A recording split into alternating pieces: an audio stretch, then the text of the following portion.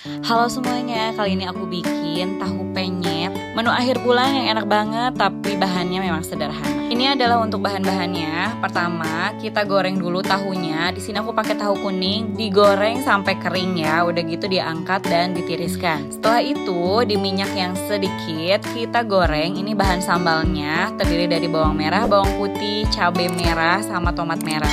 Nah, bila semua bahan sudah siap, kita siapkan ini cobeknya, kemudian kita tuangkan bahan sambal yang tadi sudah digoreng, kemudian kita beri seasoning, gula, garam, sama kaldu. Udah gitu kita ulek aja. Setelah itu kita susun aja ini tahu yang sudah digoreng di atas sambalnya, udah gitu diulek aja. Nah, setelah itu kita masukkan ini daun kemanginya, kemudian diaduk rata aja. Ini tuh bikin sambalnya tuh jadi wangi banget. Nah, ini aku lupa masukin perasan jeruk limau, tapi ya udah boleh dimasukin di akhir aja. Dan ini udah jadi, ini enak banget, kelihatan banget ya. Silahkan dicoba semuanya. Jadi yuk dibuat.